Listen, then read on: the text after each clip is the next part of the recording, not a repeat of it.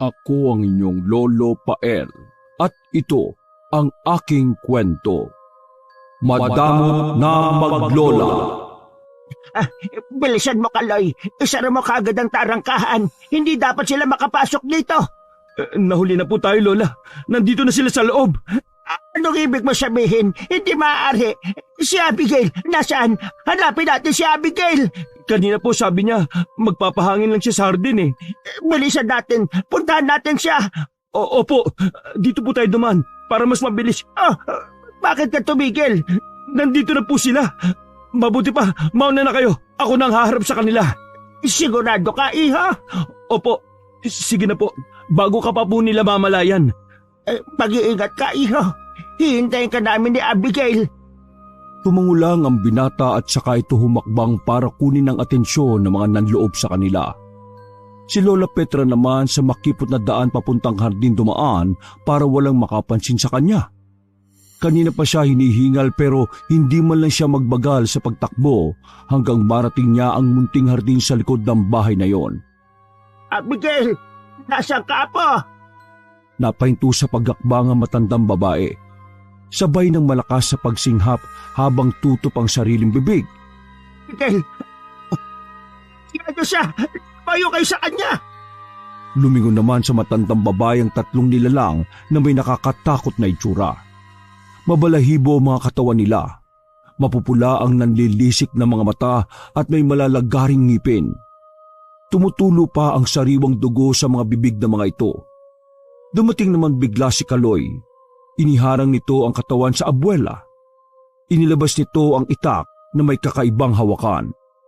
Gawa kasi yun sa matibay na kahoy at napapalamutian ng iba't ibang titik na gamit ng mga sinaunang tao. Sabay-sabay naman silang dinaluhong ng mga ito. Nagawa naman niyang gapiin sila. Nagkaroon lang siya ng maliit na galo sa katawan. Napalingon siya sa kanyang abuela nang pumalahaw ito ng iyak. Nanlulumo siyang napatingin sa wala ng buhay na katawan ni Abigail. Butas ang tiyan nito at nakalabas pa ang mga laman loob katulad na lang ng bituka. Patawarin mo ako. Hindi kita nagawang ipagtanggol. Patawarin mo ako. Halos pangapusan na ng hininga ang matandang babae dahil sa pagpalahaw nito. Yakap-yakap din ito ang katawan ng apo. Simula ng gabing yon, naging malungkot na ang bahay na yon. Kulang na lang mabingi na sila sa sobrang katahimikan ng paligid. Sa isang linggo na pala ang piyesta dito. Balak niyo po bang magluto? Pupunta na ako ng palengke kung gusto niyo. May bisita ka bang inaasahan? Wala po, Lola. Alam niyo naman na wala akong kaibigan. Sige, maganda ka kahit konti. Tumangulang si Kaloy. Pagkatapos ibinaling na lang niya ang paningin sa labas ng bahay. Pinapanood niya ang ginagawang paglilinis ng mga taga roon ng kalsada at paglalagay ng banderitas. Tanging ang harap lang nila ang hindi winawalis ang harapan at hindi nilagyan ng mga palumuti ang tapat. Naiiling na lang siyang umalis sa pagkakatayo sa tapat ng bintana. Di pa rin pala nagbabago ang mga tao rito. Tingin pa rin nila sa atin na iiba sa kanila. Hayaan mo na sila. Mabuti nga yung maging ilag sila sa atin. Sige la, bababa na lang po muna ako. Titingnan ko na rin ang mga puno ng mga kalamansi. Sa maikling panahon, namunga na ang mga puno ng kalamansi. Nakakatuwa. Kung nandito lang sana si Abigail, tsak na matutuwa yon. Lola, talaga bang hindi na magbabago ang isip niyo na huwag umalis sa lugar na ito? Ilang beses mo na yung itinanong sa akin. Sa kabila ng mga nangyari, mas gusto kong dito mamalagi. Narito lahat ng mga alaala ng mga mahal ko sa buhay. Alaala ng Lolo Fernan mo, mga magulang mo at ni Abigail. Hindi ko na lang po kasi maiwasan na mag-alala sa inyo eh. Kapag naiiwan kayo dito na mag-isa. Wag mo na akong alalahanin pa. Ikaw ang inaalala ko. Gusto ko kasi na wag mong ikulong ang sarili mo sa nakaraan. Alam ko, sinisisi mo pa rin ang sarili mo sa pagkamatay ni Abigail. Huwag mong pahirapan ang sarili mo sa pag-iisip ng ganoong bagay. Kung ilang sana ako noon nahuli ng pag-uwi.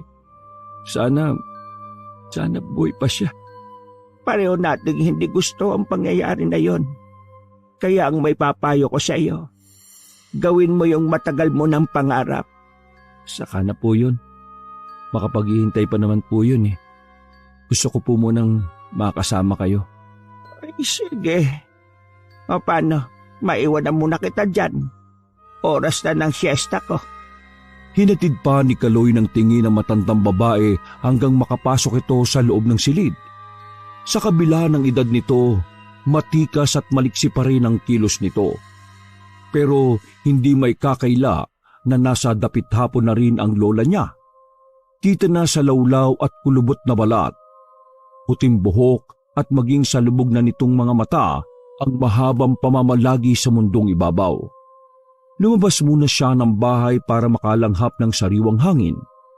Sa likod hanggang sa gilid ng bahay ay naroon ang mga puno at kalamansi. Meron doong maliit na espasyo kung saan nakatanim ang mga pulang rosas na paborito ni Abigail.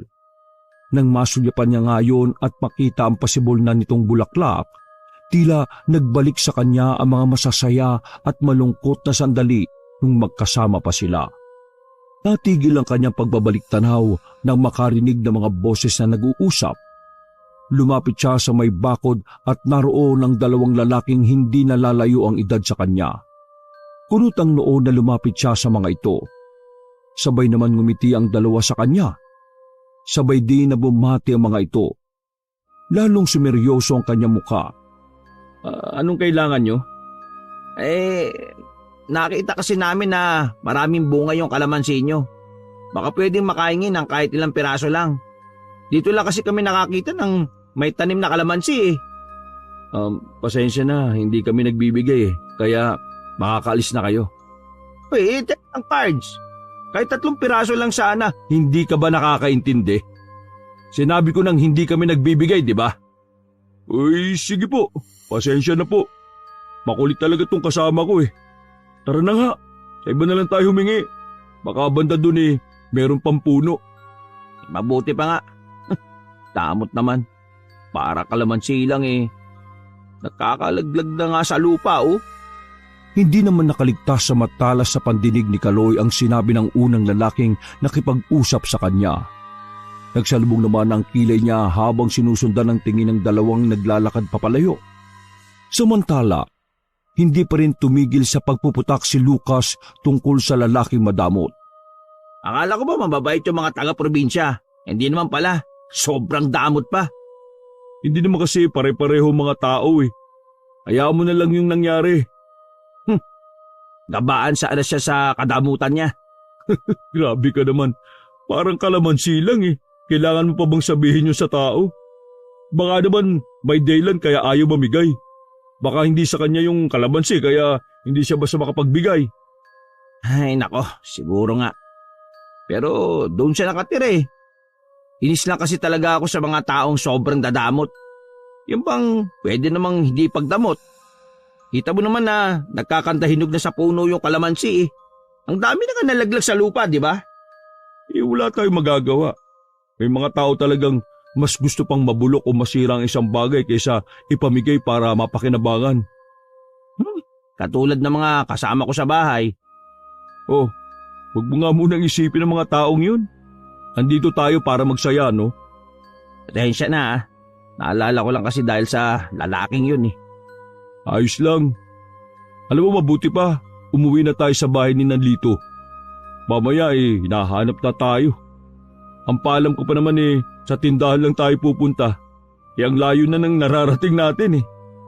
Oo, mabuti pa ka. Dito na tayo dumaan no, baka may makita pa tayong may puno ng kalamansi. Habang naglalakad ang dalawa, panay ang paling nila sa kaliwat kanan.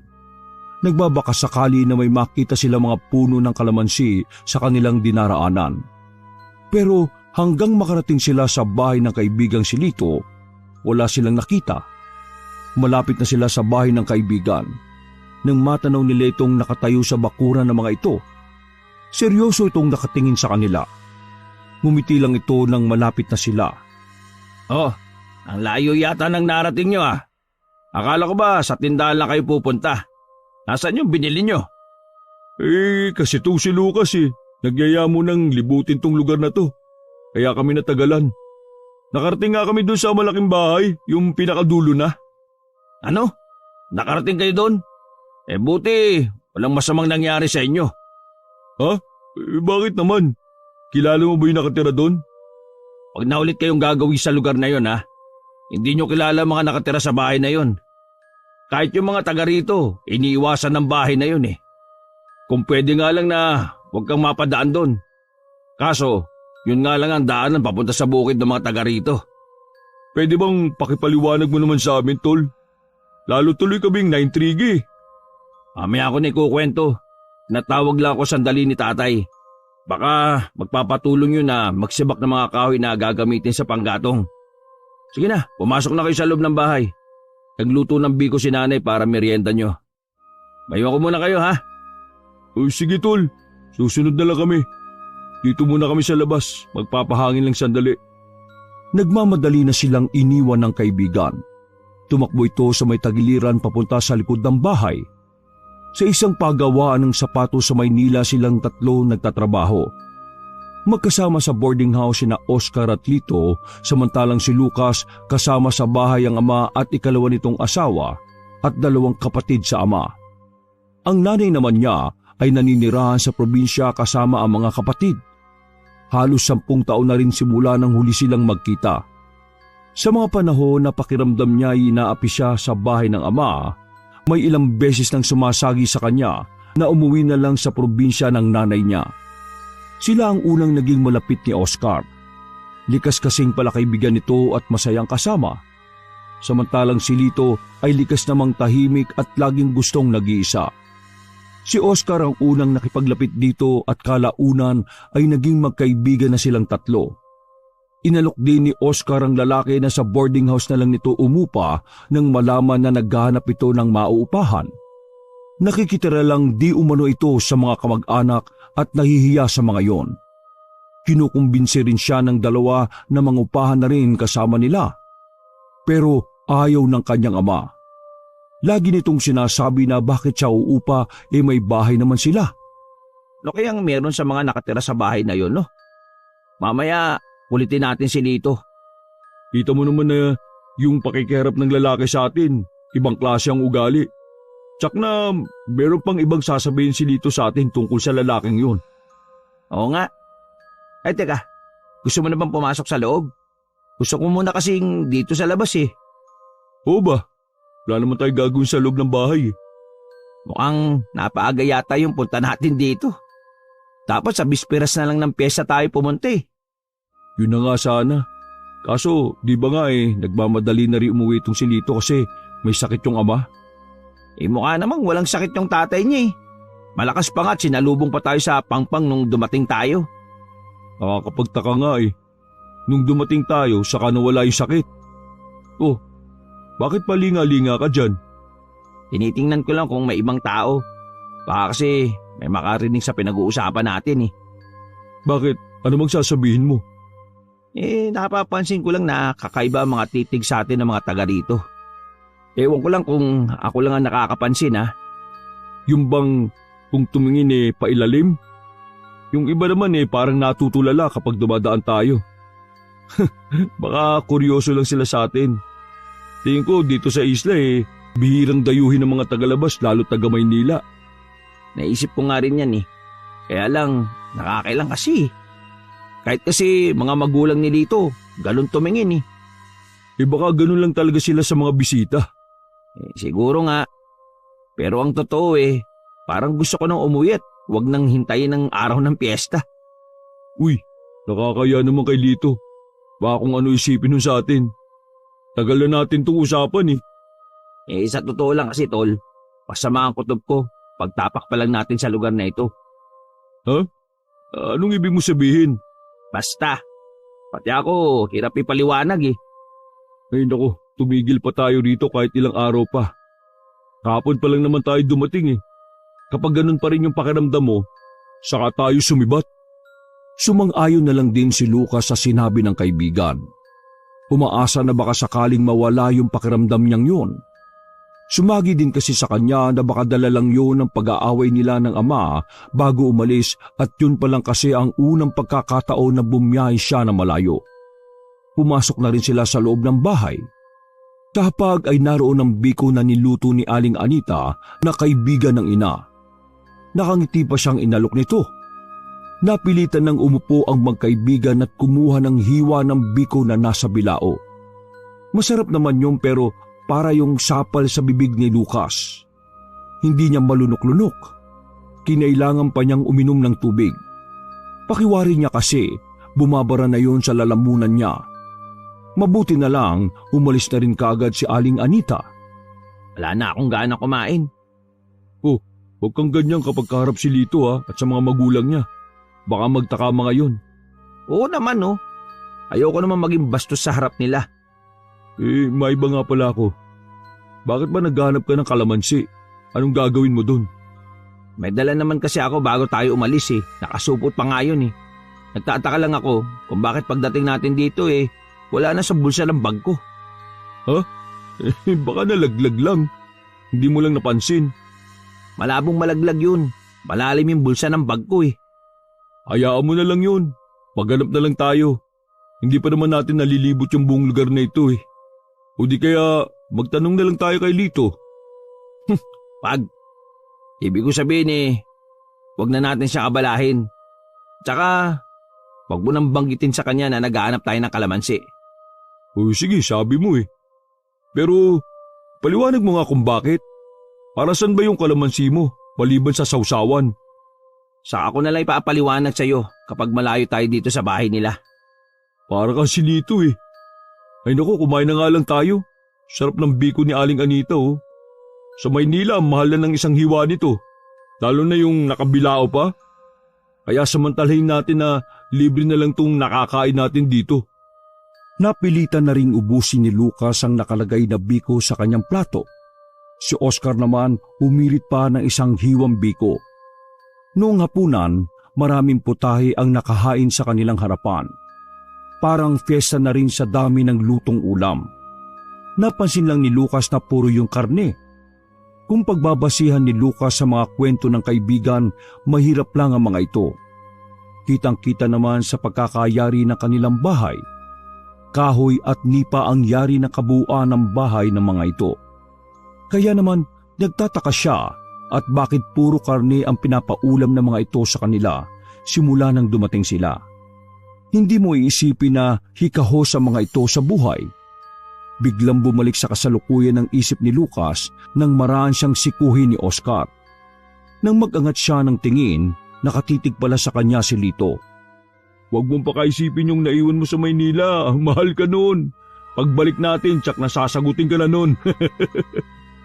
Hindi naman yung nililigawan ko yung iniisip ko, no? Ikaw talaga. Sino pala kung gano'n ang iniisip mo? Ha? Yung pamilya na naiwan ko sa Maynila. Di ba nga, nagtalo kami ng tatay ko bago ako umalis? Habang nandito kayo, huwag mo muna silang isipin. Kaya nga tayo nandito para makapag-relax Isang tabi niyo na muna yung ibang bagay. Tama si Lito. Kaya umpisa na natin kumain. Kanina pa ako natatakam sa nakahain Lahat mukhang masarap Ay, siya nga pala. Hindi ba sasabay sa atin yung mga magulang at kapatid mo? Mamaya na sila tatay at nanay. Ang mga kapatid ko naman may kanya-kanya na silang bahay kaya hindi na sila dito kumakain. Pumupunta lang sila dito sa araw para may makatulong sa gawain si nanay. O sige, kumain na tayo. Unang sumundok ng kanin si Oscar. Lahat ng klase ng ulam ay kumuha ito. Si Lucas naman ay isang putahe lang ang kinuha. Yung pamilyar lang sa kanyang luto. Hindi niya kasi kabisado ang ibang putahe na nasa harapan. Hindi sinasadya na napasulyap siya kay Lito. Kahit nakatungo ito, kitang-kita pa rin niya ang pagsilay ng ngiti sa labi nito. Biglang binalot ng kaba si Lucas. Nang sumulyap ito sa kanya, bigla niyang ipinaling ang tingin sa plato niya. Hanggang makatapos sila ng hapunan, mukhang bibig pa rin ni Oscar ang masarap na ulam na kinain nila. Nasambit pa nito na sana araw-araw ganun ang kanilang ulam. Huwag ka mag-alala. Habang nandito kayo, araw-araw masarap ang ulam natin. Ha? Talaga? Swerte naman namin. Tsak na hindi namin makakalimutan ng bakasyon namin dito. Titiyakin ko sa inyo na hindi nyo makakalimutan ng bakasyon nyo dito sa amin. Lalo na yung araw ng piyesta.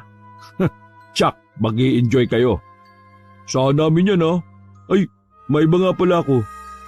Ikwento mo naman yung tungkol sa mga nakatira sa bahay na napuntahan namin kanina. Ano yung mga ugali ng mga nakatira dun? Talagang hindi nyo nakakalimutan ha? Nakaka-intriga lang kasi, kaya ikwento mo na. Okay, sige. Ubod ng sama ang ugali at sobrang damot na maglolang nakatira doon. Kaya hindi sila makasundo ng mga taga rito eh. Akala mo kung sino silang mataas para tingnan ng mababa mga taga rito. Kaya naman pala ganun kung umasta yung lalaki. Matapobre pala talaga. Oo, kaya kayo, kung gagala kayo, magsabi lang kayo at sasamahan ko kayo. At kung hindi ko man kayo masamahan wag na kayong gagawin sa lugar na yon ha. Lalo na yung lumapit sa bahay na yon. Hindi na talaga. Baka mamaya mabahiran pa ng masamang alaalang bakasyon namin dito. Kahit saan pala may mga taong matapobre at mapagmataas no? Kahit pala sa ganitong lugar, meron din mga katulad ng pamilya ni Lucas. Oh, bakit naman ako napasali sa usapan na yan? Yung ugali kasi na nakatira sa bahay na yon, may pagkakahawig sa asawa at anak ng tatay mo. Ay nako, ayoko na silang isipin pa. Kaya nga lumayo nga ako para makapahinga-hinga kahit papaano. O sige, mabuti pa. Huwag na natin banggitin ng mga bagay o tao na makakasira sa mood natin. Basta, magsaya tayo sa bakasyon natin na to. Sumang-ayon naman ang dalawa sa sinabi ng kaibigan. Nang gabing yon, hindi agad natulog ang dalawa. Walang TV sa bahay na yon kaya nagkwentuhan na lang sila. Sa Maynila kasi, nasanay silang ganong oras na marami pang tao sa labas. Grabe, 7:00 pa lang wala na katao-tao sa labas. Hindi ako makakatagal na tumira dito, sobrang tahimik. Sa probinsya rin naman yung nanay ko pero hindi naman ganito. Namimiss ko na nga siya bakit hindi mo siya dalawin? Gusto ko naman talaga. Kaya lang laging tumututol yung tatay ko Ang dami niyang dahilan. Pero naisip ko pagbalik natin ng Maynila, uuwi na ako sa nanay ko. Gusto ko na siya makasama Kaya lang naman ako pumayag na tumira sa tatay ko dahil nangako na pag-aaralin ako. Pero hindi naman natupad. Mas prioridad pa niya yung mga anak niya sa pangalawang asawa niya. Di, aalis ka na sa trabaho natin. Ganun na nga. Pasensya na Kailangan kasing may sakripisyo ako Hindi pwedeng piliin pareho. Okay lang yun, tol. Kung saan ka masaya, suportahan kita. Tsaka, magkikita pa naman tayo Oo naman Kung gusto mo magbakasyon ka rin dun. Oo ba? Kayo na lang kasi ang itinuturing kong kaibigan at pamilya ni Lito Wala nang mga magulang si Oscar. Bata pa lang daw ito ay pinagpapasapasahan na siya ng mga kamag-anak ng ama't ina kung sino ang mag-aalaga rito. Hanggang matutong tumayo sa sariling paa. Kaya mas pinili na lang nitong mamuhay na mag-isa. Nagulat pa sila nang makita sa orasan na maghahating gabi na pala. Minabuti nilang matulog ng maaga para maaga ring magising kinabukasan. Nahihiya din kasi sila sa mga magulang ni Lito na tanghali na sila gumising. Kinabukasan, 7:00 ng umaga ay sabay nang bumangon ng dalawa. Matapos makapagilamos, nagtungo na sila sa kusina. Naabutan nila roon si Aling Anita. Matamis silang nginitian nito at sinabing mag-aalmusal na sila. Nang tingnan nila ang mga nakahain, napapapalatak na lang si Oscar. Ang agahan kasi nila, tusino, longganisa, tapa, inihaw na taba ng baboy at pritong manok. Mapaparami na naman ako ng kain nito. Halika na, chibugan na. Ang dami naman nila magluto. Baka mamaya sa mismong piyesta tuyo na lang ang ihanda dahil naubos na sa atin. Hindi naman siguro. Teka, nasan kaya si Lito? Napansin ko na simula nang dumating tayo dito, Yung umaga, hindi na natin siya nagigisnan. Lagi siya kasama ng tatay niya para manguha ng panggatong. Siguro, kailangan nila ng maraming panggatong sa darating na piyesta. Siguro marami silang lulutuin nun. Pansin mo ba, kahit ilang araw pa yung piyesta marami na kagad banderitas sa paligid. Mamaya, gusto mo yakagin natin si Lito para mag-ikot-ikot sa lugar nila. Para kasing hindi niya tayo masyadong naasikaso eh. Alangan, puro na lang kain ang gawin natin. O sige, mamaya kapag dumating si Lito, yayain natin. Katulad ng dati, naging magana na namang kumain si Oscar. Samantalang isang putahe lang ang inulam ni Lucas. Tinitingnan pa lang kasi niya ang ulam, tila nauumay na siya. Sinabayan na lang niya ng kape ang pagkain. Nang matapos silang mag-almusal, saka naman dumating si Lito. Oh, saka galing? Bakit may dugo yung damit mo? Ay, maaga kaming nangahoy ni tatay eh. May nahuli kaming baboy ramo. Yun, inatay na namin. Ano, nag-almusal na ba kayo? Oo, tatapos lang. Ikaw ba? Maaga kami kumain kanina dahil maaga kaming umalis ni tatay. O paano? Maiwan ko muna kayo ha. Magpapalit lang ako ng damit. Teka lang tol. Magpapasama sana kami sa iyo na mamasyal dito sa lugar niyo eh. Pwede ba? Ay nako, may gagawin kasi ako mamaya eh. Maggagayat kami ni natatay nung karne na nahuli naming baboy ramo. Ay, ganun ba? Di, pwede ba kami na lang ni Lucas ang mamasyal? Hindi naman kami lalayo. O ba? Basta yung sinabi ko sa inyo ha. Huwag niyo kakalimutan. Iwasan niyo yung bahay ng maglolang yon. Oo sige, tatanda namin. Ngumiti pa sa kanila si Lito bago ito tumalikod sa kanila. Gumayak na rin ang dalawa para makapamasyal na. Habang naglalakad nga, pinagmamasdan nila ang buong paligid. Ang mga kabahayan ay larawan ng payak na pamumuhay. Kaya ganun na lang ang pagtataka ni Lucas sa ipinapakain sa kanila ng nanay ni Lito.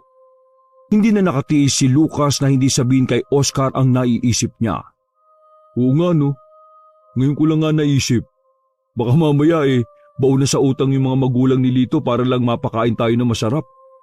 Pero saan kaya sila bumibili ng ganong karaming karne? Wala naman ako nakita na talipa pa sa lugar na ito. Naku, kaysa problemahin natin yan, tara na lang mamasyal. Kaya nga lang, wala namang magagandang tanawin dito. Basta mag-ikot-ikot na lang tayo. Sa totoo lang, naiinip na ako eh. Uy, mukhang ang ganyan. Minsan lang naman to eh. Pasensya ka na kung puro ako reklamo ha. Wala yun. Naintindihan naman kita eh. Sabi nila, kapag daw paalis, wala daw dapat nakakagalit. Kasi mabigat daw yung magiging lakad mo. Di ba, nag-away pa kayo ng tatay mo? Kaya siguro nagkakaganyan ka eh. Ay nako, siguro nga. Teka, hindi na natin napansin na kakalakad natin, nakarating na tayo sa bahay ng maglola. Ay, oo nga. Hindi natin namalaya kakakwentuhan natin. Nandito na pala tayo. Uy, saan ka pupunta? Kabilin-bilinan pa naman ni Lito na huwag tayong lalapit dyan sa bahay na yan ha. Huwag mo na lang ipaalam na nagpunta tayo dito. Oo naman. Ayoko naman na magalit sa atin si Lito dahil hindi natin siya sinunod. Tingnan mo pre, may matandang babae sa bakuran. Nakatingin sa atin. Tara, lapitan natin. Huwag na. Baka magalit pa yun sa atin eh. Sandali lang naman eh. Baka makahingi tayo ng kalamansi. Kalamansi na naman? Ikaw talaga. Uy, di mo ko. Naiiling na lang na nakasunod si Oscar sa kaibigan. Kinakabahan din siya sa maaaring sabihin sa kanila ng matandang babae dahil na rin sa kwento ni Lito sa kanila tungkol sa ugali ng maglola. Kaya ganun na lang ang pagtataka niya na makalapit sila mukhang mabait naman ang bukas na mukha ng matandang babae. Lola, magandang araw po. Magandang araw din naman sa iyo, iho. Mukhang dayo kayo sa lugar namin ah. Nandito ba kayo para sa piyesta? Opo, Lola. Mabait naman po pala kayo, no? Bakit? Mukha ba ako masungit? Kasi po, wala namang masamang makinig sa sinasabi ng ibang tao. Pero kailangan maging mapanuri kayo. Kung minsan kasi, kung sino pa yung inaakala nating mabait, yung pa pala ang magdadala sa atin sa kapahamakan. Kanino nga pala kayo tumutuloy?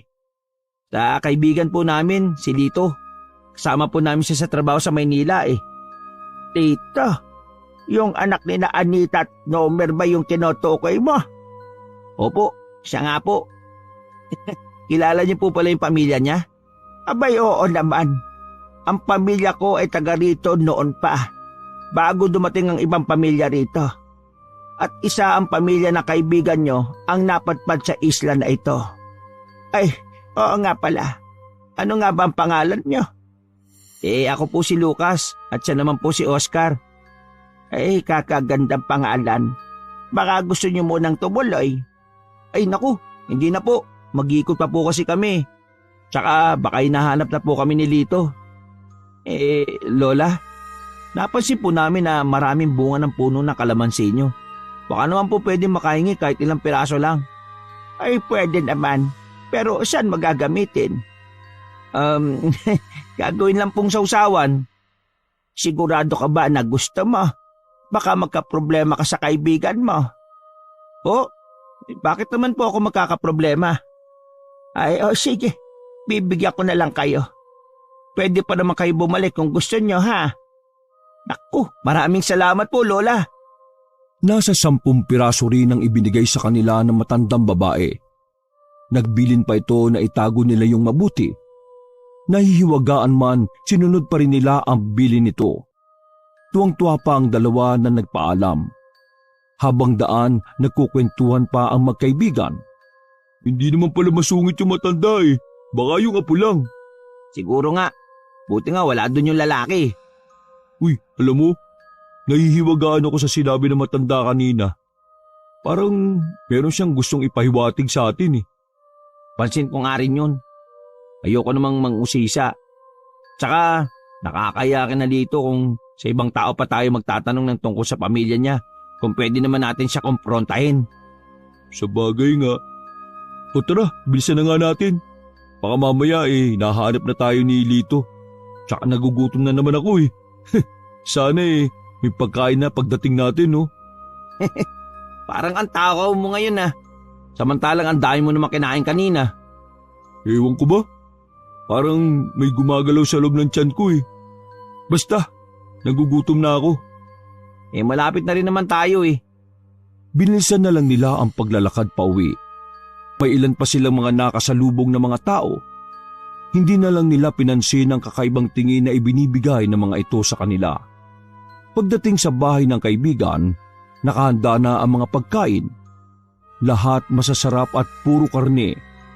Napakunot pa ng noo si Lucas nang mapuna na tila asong gutom na gutom si Oscar.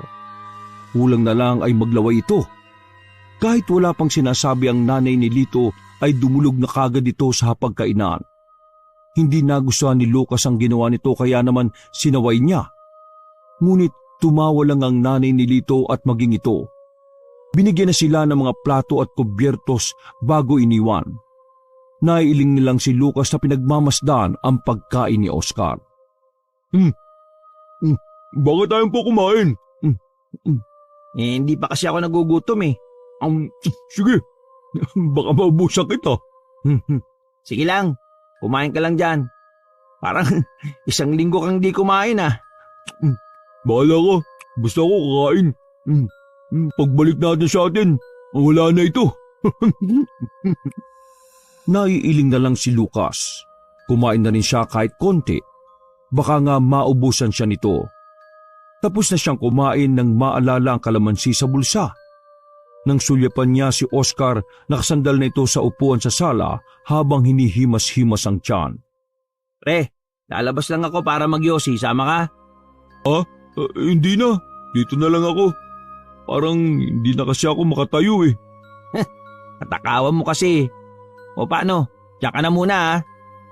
Tinawanan lang ng kaibigan sa pambubuskan niya rito. Sa may likod na pinto naman siya dumaan. Mas gusto niya roon magyosi dahil nahihiya siya sa mga magulang ni Lito. Nakakailang hitit na siya ng yosi nang marinig na may nag-uusap. Gumawi siya sa poste ng bahay at sumilip. Si Lito pala at isang tiyuhin nito na nasa kabilang bakod lang ang bahay. Tinatanong ng tiyuhin na kumusta sila. Pabaliwalain na sana niya ang narinig pero nagtaka siya sa sinagot ng kaibigan na nakarating sila sa bahay na maglola. Tugon naman ng tiyuhin na baka magkaproblema sila dahil alam na ng maglola ang presensya nila. Utos pa nito, bantayan silang maigi para hindi na sila magawi sa bahay na yon. Kanina pa wala ang magtiyuhin pero nakatulala pa rin si Lucas sa kanyang kinatatayuan. Nag-iisip kung ano ang ibig sabihin ng pinag-uusapan ng dalawa. Maya-maya naisip na lang niyang pumasok. Hindi niya nakita si Oscar sa sala kaya tumuloy na siya sa kwarto nila. Naabutan niya tong namimilipit sa sakit ng tiyan. Oh, ano nangyari sa iyo? Ayos ka lang ba? Bilab kasi yung tiyan ko eh. Ang sakit sobra. Yan na nga ba sinasabi ko eh. Sobrang katakawan na yan eh.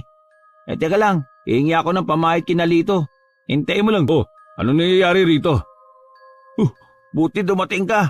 Sumasakit kasi yung tiyan ni Oscar eh. Baka meron ka naman pamahid dyan. Wala kaming ganun dito sa bahay eh. Hindi kasi uso yan dito.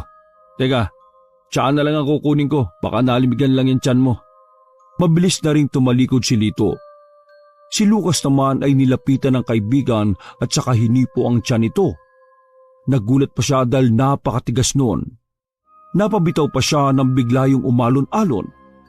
Ano bang nasa tiyan mo? Parang may sawa. Hindi ko nga alam eh. Medyo nawawala na rin naman. Tagaktak ang pawis ni Oscar. Tingin pa ni Lucas dito ay namumutla. May awang humaplos naman sa kanya dahil sa nakikitang kalagayan nito. Noon lang kasi niya nakita nagkagano ng kaibigan. Maya-maya pa dumating na rin si Lito. May dala itong tasa na umuusok pa. Oh, inumin mo muna ito para mainitan niya sikmura mo. Salamat ah. Pasensya na kayo sa abala ah. Ano ka ba? Nasa bahay ka namin kaya natural lang na pananagutan kita. Siguro nga hindi ka lang natunawan sa mga kinain mo. Ay, mamaya pala. Magpapaluto ko ng ulam na may sabaw kay nanay. Ang sarap kasi ng lahat ng putahe na niluluto ng nanay mo eh. Ngayon lang ako nakakain ng ganong kasarap eh. Kaya lamon talaga yung ginagawa ko. Okay lang naman na marami kang kainin pero sa susunod, hinay-hinay lang. Mahirap kung dito ka pa magkakasakit. Baka hindi na tayo makauwi niyan. Okay lang sa akin basta araw-araw masarap ang ulam. Ikaw talaga. Nagagawa mo pang magbiro ah. Masama na nga pakiramdam mo eh. Pero hinay-hinay sa binibitiwang salita ah. Baka hindi ka na nga makauwi sa inyo. Tinawanan lang yun ni Oscar pero si Lucas na natiling tahimik habang nakikinig lang sa kanila. Nang bumuti na ang pakiramdam ni Oscar, nagpaalam na rin sa kanila si Lito.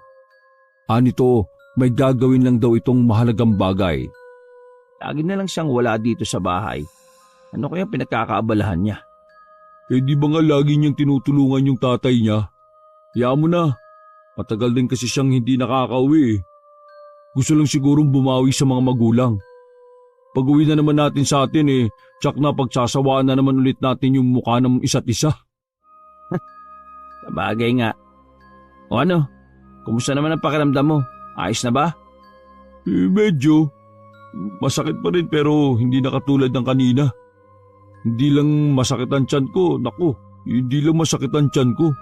Masakit din ang lalamunan ko eh. Para akong lalagnatin. Naalala ko, meron nga pala akong kalamansi dito. Gusto mo bang itimpla ko sa mainit na tubig? Ginagawa ko to kapag uubuhin ako eh, mabisa naman. O sige, gusto ko yan. Teka lang ah, pupunta muna ako sa kusina. Tumungo lang si Oscar sa kanya. Nang makalabas ng kwarto, hinanapan niya ang mga kasama nila sa bahay. Pero kahit ang nanay ni Lito ay wala sa kusina. Pinangasan na lang niya na kumuha ng mainit na tubig sa termos. Nang mapiga ang mga kalamansi sa tasa, bumalik na siya sa kwarto nila. Nadatnan niyang nakabalot ng kumot ang kaibigan at nanginginig na tila ginaw na ginaw. Nang salatin niya ang noon nito, nakakapaso ang init nito. Grabe, ang init mo. Oh, inumin mo muna to habang mainit. Salamat.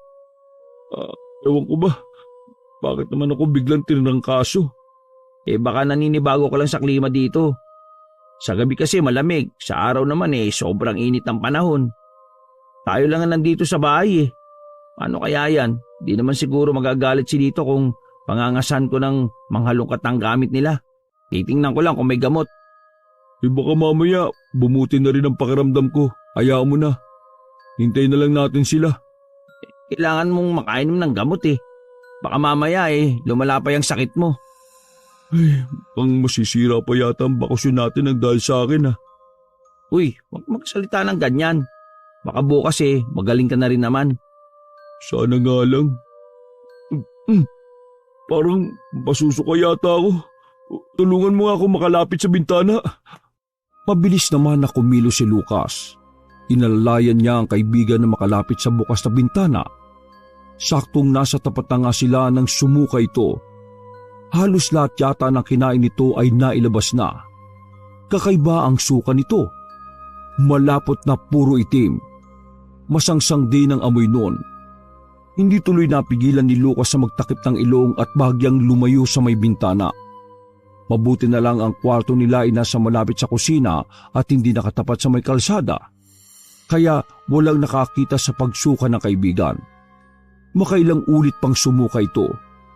Tagaktak na rin ang pawis nito sa katawan. Naitukod na rin ito ang mga siko sa may bintana. Marahil dahil sa panghihina. Ano? Okay ka na ba? Gusto mo na bang bumalik sa higaan? Oo. Salamat Mas maginawa na pakiramdam ko ngayon. Mas okay pala yung kalamansi, no? Tumigil na rin yung paghilab ng tiyan ko Pwede mo ba ipagtimpla ulit ako mamaya? Ha? Inubos ko na kasi yung kalamansi pero sige, pupunta ulit ako sa bayan ng matanda para makahingi ulit. Dadamihan ko na. O sige na, magpahinga ka na muna dito. Aalis na ako para makabalik na ako kagad. O sige, ako nang bahala magpaliwanag kayo dito kapag dumating sila. Mabilis na rin tumalikod si Lucas. Bago lumabas ng bahay, kumuha muna siya ng plastic sa may kusina para paglagyan. Kulang na lang takbuhin niya ang bahay ng maglola. May kalayuan din kasi, kaya gusto niya kagad makabalik kay Oscar. Pagdating sa may gate, hinihingal pa siya. Wala ring tao sa labas. Ilang beses siyang tumawag para mapansin.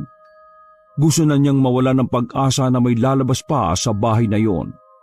Nang biglang bumukas ang malaking pintuan ng bahay. Iniluwa noon ng lalaking apo na matanda. Lumapit yun ng salubong ang mga kilay. Ikaw? Anong kailangan mo? Hihingi sana ako uli ng kalamansi kung pwede. Ulit? Ibig sabihin nakahingi ka na? Yung totoo niyan, kanina lang umaga sa lola mo. Nakahingi ka na pala Bakit humingi ka ulit? Naubos na kasi Ang ibig ko sabihin, pinainom ko na sa kaibigan ko may sakit. Hindi ko na problema kung naubos na. Dapat tinipid mo na lang. Sige na, makakalis ka na. Pag-usap naman pre, last na to, pangako. Hindi na ulit ako manghihingi. Hindi ka ba nakakaintindi? Ha? Sinabi ng, Papasukin mo siya, iha. Pareho pa silang nagulat sa biglang pagsasalita ng matandang babae. Nakatayo ito sa may bandang hamba ng pintuan. Humakbang pa ito palapit sa kanila. Nakahinga naman ng maluwag si Lucas sa biglang paglabas ng matandang babae. Nang sulyapan ni Lucas ang lalaki, baka sa mukha nito ang pag-aalangan na sundin ang utos ng lola nito. Pero lola, hindi natin lubos na kakilala ang taong ito. Mahirap nang papasukin natin siya dito. Kilala ko na siya, iho. Maliwala ka. Hindi siya masamang tao. Bakit nga pala nag-iisa ka? Nasaan ang kaibigan mo? Masama po yung pakiramdam niya. Iniwan ko po muna siya sa bahay na kaibigan namin. Ay, ganun ba? Sige na, Kaloy. Papasukin mo muna siya. Napipilit na namang sumunod si Kaloy sa lola nito. Si Lucas naman ay alumpit pang pumasok dahil sa presensya ng lalaki. Nagulat din siya dahil hanggang sa loob ng bahay siya pinapasok. Pinaupo pa siya sa upuan. Hindi naman po ako magtatagal. Gusto ko lang po sana makahingi ulit ng kalamansi. Naubos na po kasi yung hiningi ko kanina. Sumama po kasi yung pakiramdam ng kaibigan ko. Nung pinainom ko po ng katas ng kalamansi, ayun, Isinuka niya lahat ng laman ng tiyan niya. At bumuti na po kahit papaano yung pakiramdam niya. Ay, ganun ba? Mabisa talaga ang kalamansing tanim ko. Alam mo bang bukod tanging ako lang ang may tanim ng kalamansi sa buong isla? Sa ilang araw nga pong nandito kami, wala kaming napansin na puno na kalamansi sa mga kapitbahay nila Lito eh. Hindi talaga sila magtatanim. Takot lang nila. Anong ibig mo sabihin? Si Lola na lang magpapaliwanag sa'yo. Sige na, may gagawin pa kasi ako eh. Nagtataka namang nasundan na lang ito ng tingin ni Lucas. Nang ibalik niya ang mga mata sa matandang babae, mataman ang titig nito sa kanya. Bakit po? Meron po ba akong dapat malaman? Ang totoo niyan, meron. Hindi talaga kami nagpapapasok ng ibang tao sa bahay namin. Pero nag-aalala ko na baka may makakita sa iyo dito. Hindi dapat malaman ni Lito na nanggaling ka dito. Oh, bakit naman po?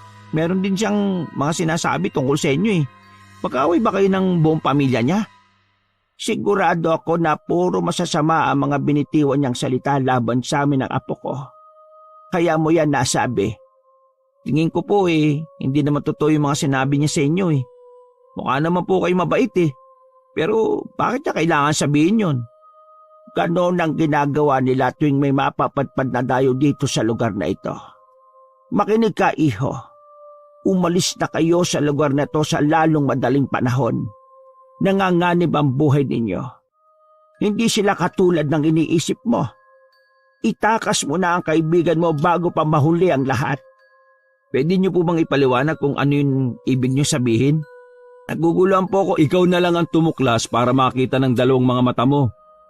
Oh, ito yung mga kalamansi mo. Patakan mo yung mga pagkain na inihahain nila sa inyo para makita mo yung itinatago nilang malagim na sikreto. At makinig ka kay Lola, umalis na kayong magkaibigan sa isla na to. Mamaya o bukas, huwag nyo nang hintay ng piyesta ha. Salamat ng marami dito sa kalamansi ha. Lola, aalis na po ako. Baka hinihintay na ako ng kaibigan ko eh. Ay sige, mag-iingat ka. Itago mo ang kalamansi na yan. Huwag mo nga hayaan na makita nila. Kung sakaling mabigo kayong makalis ng magkaibigan, dumiretso kayo dito sa bahay ko. Tumango lang si Lucas. Nang akmang sa harapan ng pintuan siya lalabas, pinigilan siya ni Kaloy. Iginiya siya nito sa may likod dumaan. May maliit na gate doon na kasya lang ang isang tao. Kailangan pang yumuko para magkasya. Mas marami rin doon na puno ng kalamansi. At napakunot ang noon ni Lucas nang mapansin ang isang puntod. Sa lapida noon nakasulat ang pangalang Abigail. Siya ang kapatid ko. Namatay siya nung nakaraang taon.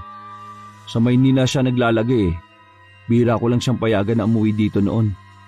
Pero siya tong mapilit na laging umuwi dito. Diyan sa puntod niya, may duyan dyan dati. Yan ang paborito niyang tambayan kapag nandito siya. Ano ikinamatay niya? Yung pamilya ng kaibigan mo ang responsable sa pagkamatay niya. Ha? Paano sila? Mabuti pa, magmadali ka na umuwi. Sundin mo yung sinabi namin sa'yo. Umalis na kayo ng kaibigan mo sa isla na to. Pero kung sakaling mabigo kayo, dito kayo pumunta, sa tarangkahan na ito. Huwag kayong dadaan sa harap ng bahay namin. O sige na, tugpain mo lang yung daan na to at makakabalik ka na sa bahay ng kaibigan mo. Marami pa sanang gustong itanong si Lucas sa lalaki pero pakiwari niya kapos na siya sa oras. Lumabas na siya sa may makipot na gate na yun. Tumakbo na rin siya papalayo. Nakauwi naman siya ng matiwasay. Pagdating sa bahay ni Lito, parang bumigat ang kanyang pakiramdam. Wala pa roon ang kaibigan at mga magulang nito. Dumiretso na lang siya sa kwarto nila. Nadatnan niya si Oscar ng gising at napangiti pa ito nang dumating siya. Agad niyang ikinuwento rito ang mga sinabi na maglola sa kanya. Ibig sabihin hindi totoo na madabot at masama ang ugali ng maglola. Nagsisinungaling lang sa atin si Lito. Pero bakit? Nako, hindi ko nga rin alam eh. Pero nararamdaman ko nagsasabi sila ng totoo. Kailangan pa rin magpanggap na masama ang pakiramdam para makalis na tayo sa isla na to. Palagay ko nga din, kailangan na nating umalis dito. Kanina kasi nung umalis ka, dumunga ulit ako sa may bintana. Nagtataka kasi ako kung bakit ganun kabawa ang suka ko na para bang nabubulok na patay na daga. Nang titigan ko mabuti, may mga uod na kasama. Buhay na uod, tol. Anong nangyari yun eh? Hindi naman ako kumakain ng bulok. Naisip ko na baka nilalaso na tayo ni Lito eh. Hindi kaya? Iba ang kutob ko. Sana lang mali ako nang iniisip. Bakit? Ano bang kutob mo? Mamaya mo malalaman. Sa ngayon, kailangan mo munang magpanggap na may sakit. Mahiga ka lang dyan. Hihintayin ko lang sa labas si Nalito. Iniwan niyang nakatalukbong si Oscar. Habang naghihintay sa pag-uwi ng kaibigan, naisip niya munang maghalungkat sa buong kabahayan. Inumpisa niya sa kusina.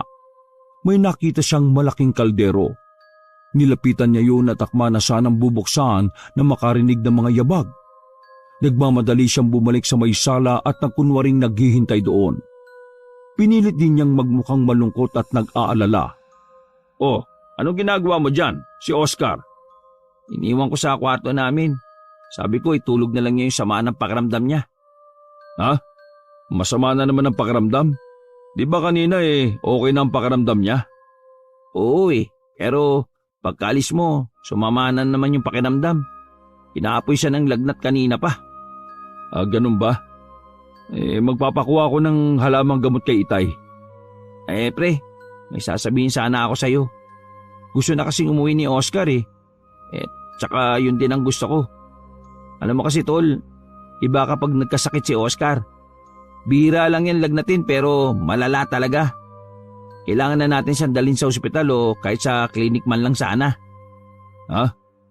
Baka gumaling na rin siya kapag nakainom na siya ng halamang gamot.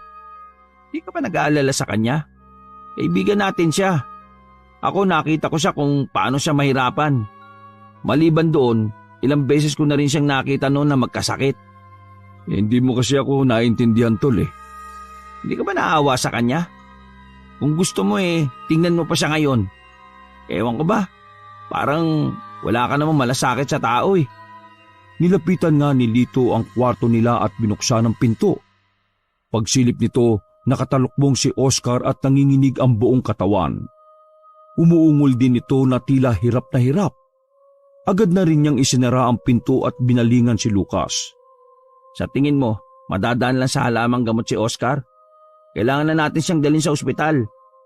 Imposible na madala natin siya sa ospital. Wala tayong bangkang magagamit. Walang bangkero sa isla na ito. Paano tayo makakalis dito kung ganun? Sino yung mga nagatid sa atin dito? Nagkakabilang isla mga yon. Tsaka sabi ko sa kanila, bumalik pagkatapos ng piyesta para sunduin tayo. Kaya wala tayong magagawa kundi ang maghintay. Pero paano si Oscar? Hayaan na lang ba natin siya? Magpapakuha lang ako kay Itay ng halamang gamot. Bantayan mo muna siya. Gusto pa sanang tumutol ni Lucas pero mabilis na siyang tinalikuran ng kaibigan. Nanlulumo naman na bumalik siya sa loob ng kwarto nila. Napasukan niyang nakaupo si Oscar na dismayado rin ang anyo. Narinig ko yung pinag-usapan niyo. Paano yan? Ay nako, baka mag-alala. May paraan pa tayo para makalis dito. Basta, magpanggap ka lang na may sakit pa. Talagang may sakit ako. Mainit na naman ang pakiramdam ko Kung sakaling may pagkakataon kang tumakas, iwan mo na ako dito. At least ako, walang pamilya na naghihintay sa akin. Huwag ka nga magsalita ng ganyan. Magkasama tayong aalis dito. Ay teka, may paparating. Umayos ka ng higa. Tinulungan pa ni Lucas ang kaibigan na mahiga. Inayos din niya ang kumot nito. Nasa ganun silang ayos nang pumasok si Lito dala ang isang mangkok na may laman ng malapot na sabaw. Inilapag nito malapit sa higaan ni Oscar ang mangkok. Lumapit din ito sa lalaki at hinipo ang noo. Tila napapasong binawi nito ang kamay. Ang init mo talaga. Magtatanong ako sa mga kamag-anak namin dito kung meron silang paracetamol. Sa ngayon inumin mo muna ito. Isin mo lang yung pait. Maya-maya lang bubuti na ang pakiramdam mo. Naghahanda na rin ang hapunan si nanay. Sabi ko yung may sabaw para ganahan kang kumain. Salamat Lito Pasensya ka na. Naging pabigat patuloy ako sa inyo ng pamilya mo. Huwag mong isipin yon. Ang importante gumaling ka na para sa piyesta magsasaya tayo. Sige, pipilitin kong gumaling. Siya nga pala, talaga bang wala tayong masasakyan na bangka? Para sana kahit sa klinik makapagpatingin ako. Wala talaga Bira kasing may lumalabas na mga tao dito. Kaya walang mga bangkerong gumagawi sa lugar namin. Yung sinakyan natin na bangka, pagkatapos pa ng piyesta ang balik nun. Hayaan mo na kung wala talaga. Nagbabaka sakali lang naman ako Minsan kasi, grabe ako trangkasuhin Oo, nabanggit nga ni Lucas. Huwag kang mag-alala. Kahit hindi ka namin madala sa ospital o klinik, hindi ka namin pababayaan ng pamilya ko. Sige na, inumin mo muna tong halamang gamot na ginawa ni tatay. Tutulungan na kita. Pwede bang mamaya na lang? Umuusok pa Tsaka medyo nahihilo pa ako. Si Lucas na lang siguro yung magpapainom sa akin. O sige, basta inumin mo yan Lalabas muna ako. Titingnan ko lang kung nakaluto na si nanay. Nang makalabas si Lito, lumapit pa sa may pintuan si Lucas para silipin kung nakaalis na nga ito. Nang matiyak na pumunta na sa may kusina ang kaibigan, binalikan niya ang mangkok at saka itinapon sa labas ng bintana. Wala ngayon, hindi tayo kakain o iinom ng kahit na anong galing sa kanila. Paano yan? Nagluto daw nanay niya. Paano kung bantayan nila tayo sa pagkain? Ako nang bahala. Lalabas din muna ako Titingnan ko lang kung anong ginagawa nila. Magpahinga ka muna. Ipunin mo ang lakas mo para sa gagawin natin pagtakas. Tumungo lang si Oscar habang nakahiga. Ilang sandali pa ay lumabas na rin siya. Pumunta siya ng kusina para sana tingnan kung ano ang iniluluto ng nanay ni Lito pero walang taong naroon. Merong may nakasalang na parang bulalo. Gumawi pa siya sa pinakalikod. Narinig niya ang mga nag-uusap sa mahinang tinig. Narinig niya si Lito at mga magulang niya na nag-uusap. Tila galit ang boses ng ama ng binata. Narinig niya na may papasok sa loob ng kanilang kwarto. Maya-maya, tinanong rin ni Aling Anita kung ininom na ba ni Oscar ang halamang gamot na pampatulog. Kailangan di umano yun para walang maging problema sa pagkuha ng katawan ni Oscar. Ramdam ni Lucas ang tila pag-aalangan sa tono ng kaibigan na sumunod sa kagustuhan ng mga magulang. Sa lahat ng nakilala ko, sila lang ang naging tunay ang pakikisama sa akin. Sa totoo lang, masakit sa akin na gawin to.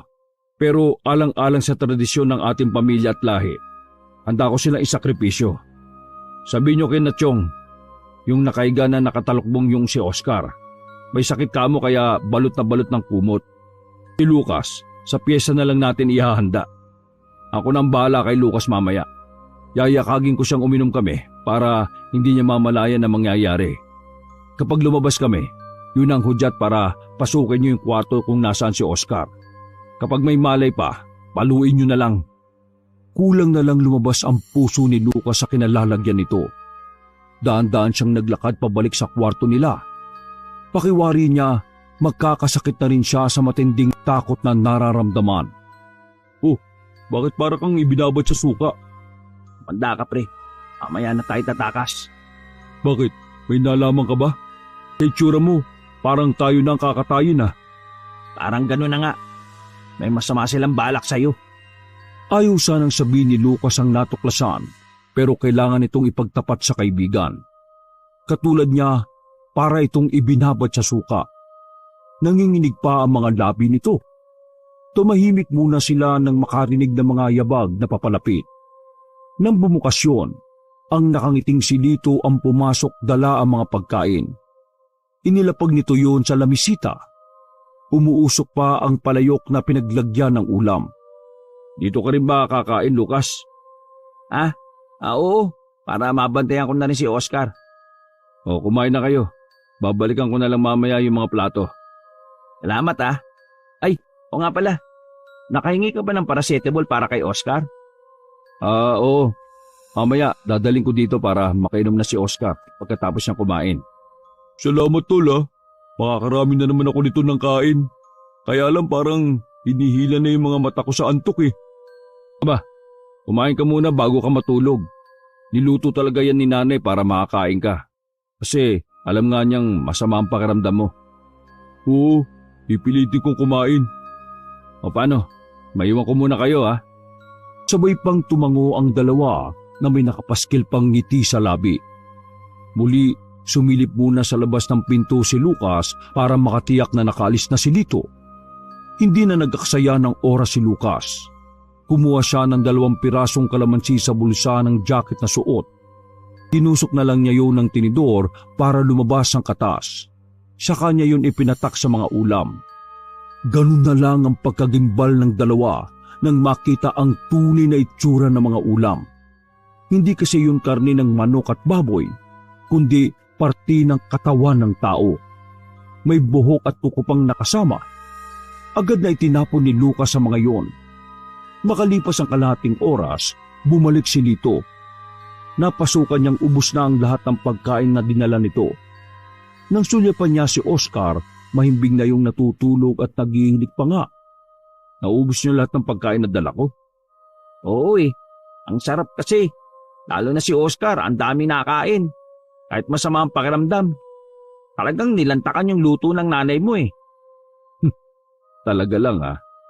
Akala niyo ba mauuto niyo ako? Ha? Anong ibig mong sabihin? Hindi kita maintindihan. Akala niyo siguro hindi ko malalaman na galing kayo kanina sa bahay na madamot na maglola na yun ano? Nakipagkwentuhan pa pala talaga kayo. Siguro sinabi na ng matandang yun ang tungkol sa pamilya namin ano? Hindi ko alam ang sinasabi mo. Sandali lang naman namin nakausap yung matanda eh. Wala naman siyang sinabi na iba. Alam mo bang sobra akong nanghihinayang sa samahan natin? Kaya lang wala akong pagpipilian eh. Humakbang palapit sa may bintana si Lito at binuksan yon. Tumingin pa ito sa kanya ng nakakaloko. Sa pagkakataong yun, halos pangapusan na ng paghinga si Lucas. Pakiramdam niya, anumang sandali ay mabubuko na sila sa ginawa nila sa ulam. Tumungo si Lito sa ibaba ng bintana pero napakulot noo siya ng noo. Inaasahan kasi niya na nandun ang tinapon na ulam. Mahinala na kasi siya na baka bistado na sila ng mga ito. Sa kanyang paglingon, sumalubong sa kanya ang malakas na hampas ng kahoy sa muka. Agad na nagdilim ang paningin ng lalaki at bumagsak sa sahig. Agad na bumangon sa pagkakahiga si Oscar. Tinulungan niya si Lucas na buhatin ang katawan ni Lito para ipalit sa kanyang higaan. Binalot nila ito ng kumot mula ulo hanggang paa. Nagsuot pa ng jacket na may hudang 2 para hindi makilala. Sa harapan ng bahay sila dumaan. Dahil malamlam ang ilaw ng gasera, hindi sila nakilala ng mga tiyuhin ni Lito. Agad silang nakapagtago sa madilim na bahagi. Nahagipan nila ang 3 bulto ng tao na pumasok sa loob ng bahay. Maya-maya, nakarinig sila ng malakas sa pagpalaw at galit na boses. Palayo na sila nang mahagip pa rin nila ang malakas na boses ng ama ni Lito na hanapin siya. Saan na tayo pupunta ngayon? Sumunod ka lang. Magiging ligtas rin tayo. Teka lang. Pahinga muna tayo. Pagod na ako eh. Hindi tayo maaaring magbagal. Aswang ang mga nag-aanap sa atin. Tsak na matindi ang galit nila sa atin dahil sa ginawa natin kay Lito. Magiging sagaba lang ako sa iyo eh. Mabuti pang iwan mo na lang ako dito. Ligtas mo na lang sarili mo. Kapag naabutan nila ako, ililigaw ko na lang sila. Hindi kita pwede iwan no. Magkasama tayong pumunta dito. Magkasama rin tayong aalis. Sige, tingin mo magiging pabigat lang ako sa iyo. Pakiusap, iwan mo na ako. Gusto mo bang buhatin na lang kita? Ano ka ba? Nasa ganitong sitwasyon na nga tayo eh. Nagagawa mo pang magbiro. Hindi, seryoso ko tol.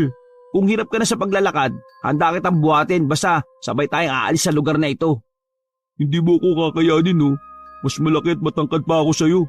Taba-taba ako pa. Nakikita ni Lucas na nahihirapan na ang kaibigan sa pagtakbo nila. Habol-habol na kasi nito ang paghinga. Kung kailan naman malapit na sila sa bahay na maglola, saka naman sila nakarinig ng mga yabag na paparating. Agad silang naghanap na mapagtataguan. Sa gilid ng daan naroon ang mga malalagong halamang namumulaklak. Doon niya hinila si Oscar. Nakilala nila ang isa sa mga dumaan na ama ni Lito. Hindi sila titigil hanggat di nila tayo nahahanap. Pasensya ka na ha, kung hindi mo ako inalalayan pa. Dapat kanina ka pa nasa loob ng bahay na maglola. Huwag kang paulit-ulit ang sinasabi. Hindi nga kita iiwan eh. Di bali ng pareho nila tayong mahuli. Pero hindi ako aalis mag-isa. Halimbawa na ikaw lang makaalis dito. Patawarin mo pa rin yung tatay mo at ang pamilya niya ha. Pero gusto ko na umuwi ka na sa nanay mo. May palagay ako na mas magiging okay ka sa piling niya eh.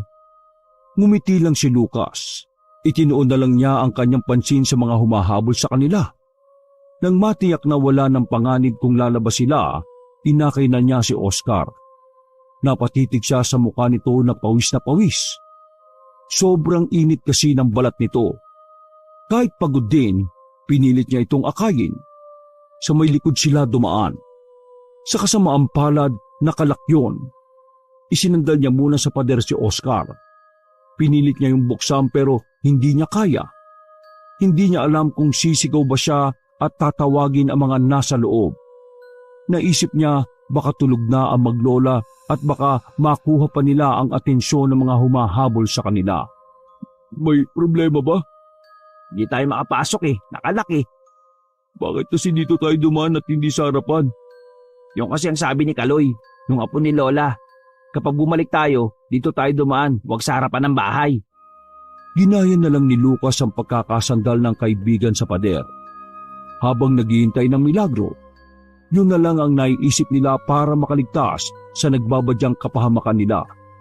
Natigilan bigla si Lucas. Pinakiramdaman niya ang paligid. May naririnig kasi siyang mga yabag na paparating. Kinabahan pa siya na baka yung mga naghahabol sa kanila. Pero ang mga yabag na naririnig niya ay nanggagaling sa loob ng maliit na gate. Bigla siyang nabuhayan ng pag-asa nang makilala kung sino ang nagbubukas ng gate. Sumenyas itong huwag silang mag-iingay. Tinulungan siya nitong maipasok si Oscar na tila wala ng malay. Nang makapasok na sa loob ng bahay, sakalang nakahinga ng maluwag si Lucas. Akala ko talaga yung nakatapusan namin eh. Mabuti na takasan niyo sila. Bihira nakakagawa nun. Kahit ako, duda na makakalabas kayo ng buhay sa pamilyang yun eh.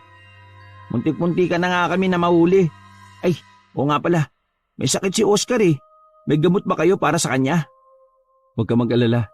Ako nang bahala sa kanya. Sige na, magpahinga ka muna. Hihingi lang ako ng gamot kay Lola.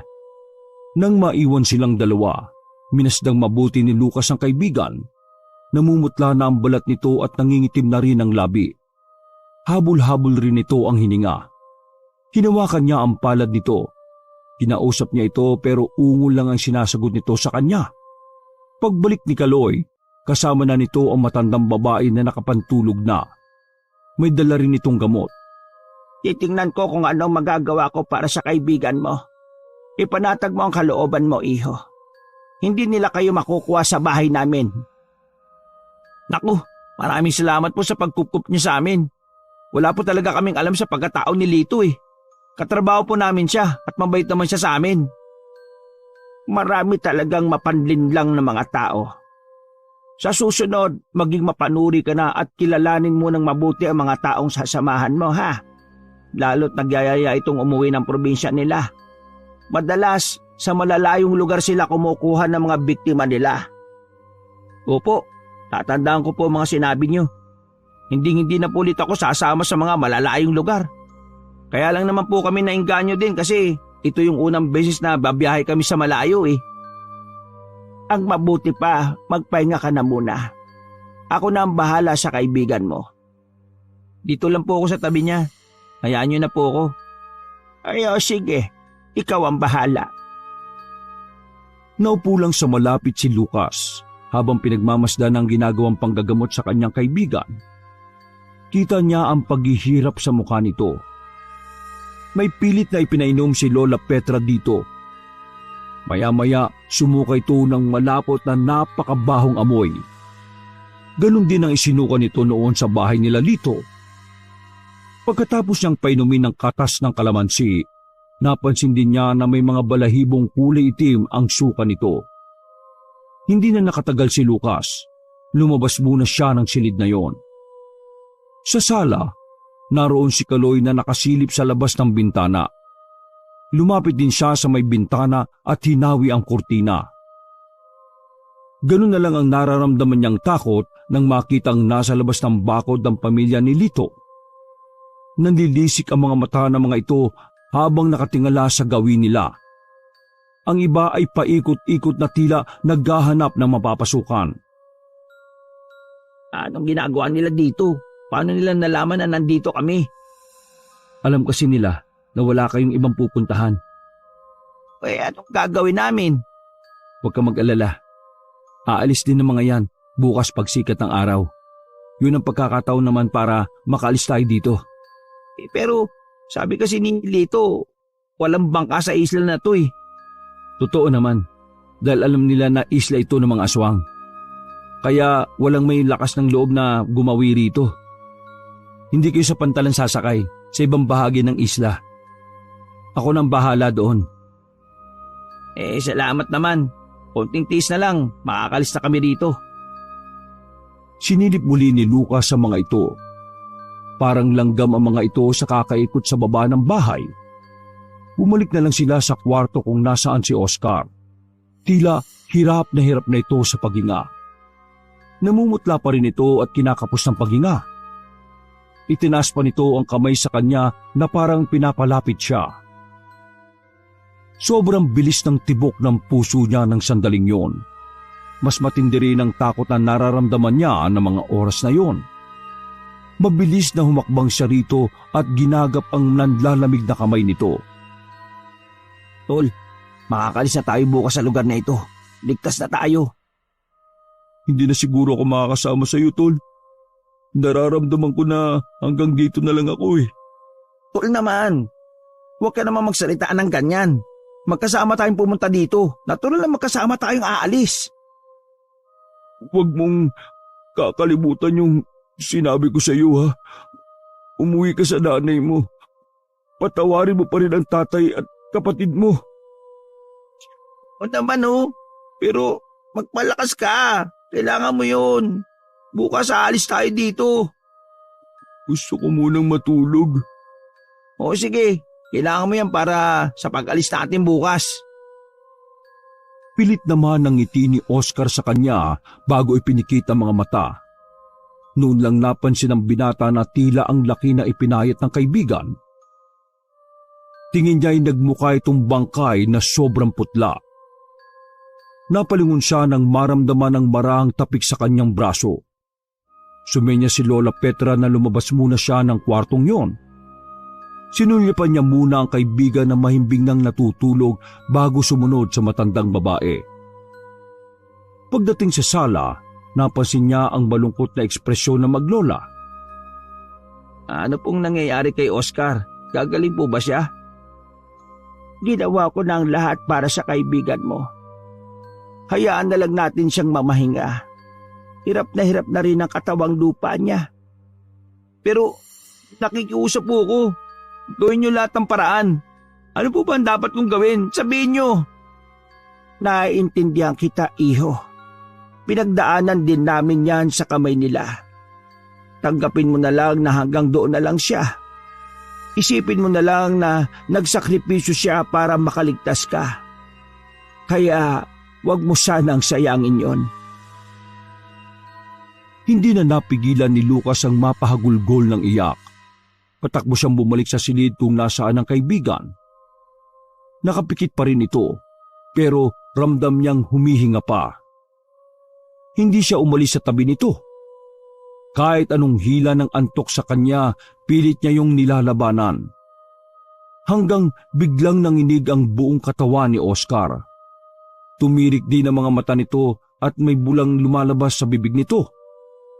Pilit nitong pinapakalma sa pamamagitan ng pagpigil sa magkabilang balikat nito. Anong nangyayari sa iyo, Tol? Tulong! Tulungan niyo si Oscar! Humahangos na naman na pumasok ang maglola. Inilayo siya ni Kaloy sa kaibigan. Samantalang si Lola Petra ay sinasalba ang binata.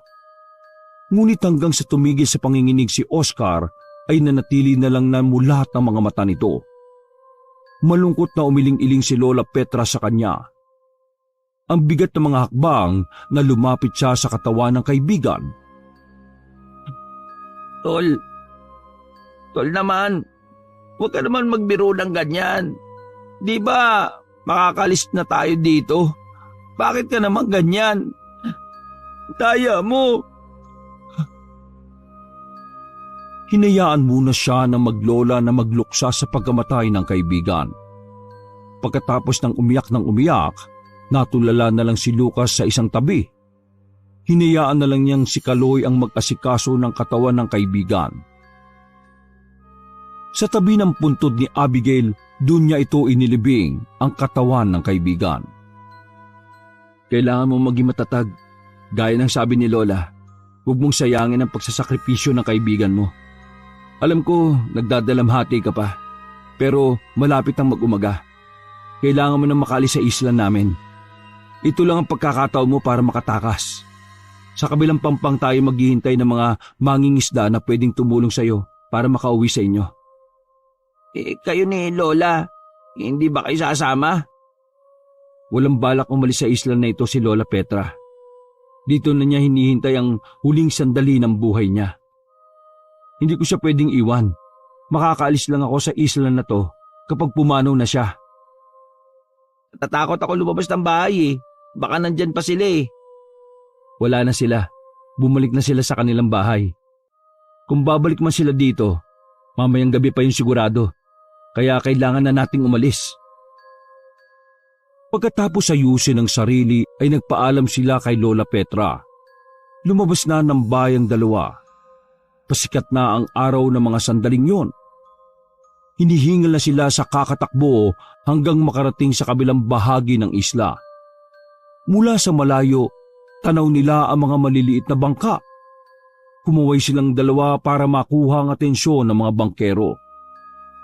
Tagumpay naman silang may lumapit sa kanila. Si Kaloy ang nakipag-usap sa mga yon. Kilala ko yang si Mang Eloy. Tumutulong talaga yan sa mga dayong napapatpad dito sa isla. Ligtas ka na makakauwi sa inyo. Salamat sa inyo ni Lola Petra. Tatanawin kong malaking utang na loob ang ginawa niyo sa akin. Ikaw na rin ang bahala sa kaibigan ko si Oscar ha. Huwag ka mag-alala. Kung nasaan man siya ngayon, masaya na siyang makitang ligtas ka sa kapahamakan. Huwag mong sayangin ang pangalawang buhay na ibinigay niya sa iyo. Gawin mo makabuluhan ang bawat araw na darating sa iyo. Oo, gagawin ko yan. Alang-alang kay Oscar na nagbuwis ng buhay. O sige na, kailangan mo nang magmadali. Sumakay ka na ng bangka. Bago maghiwalay, nagkamay muna ang dalawa. Habang sakay ng bangkang dimotor, nakatingin si Lucas sa isla. Hindi pa rin umalis sa kinatatayuan nito si Kaloy. Isang panalangin ang ginawa ni Lucas sa kanyang isip para sa maglolang tumulong sa kanya at sa kaluluwa ng kaibigan. Wakas!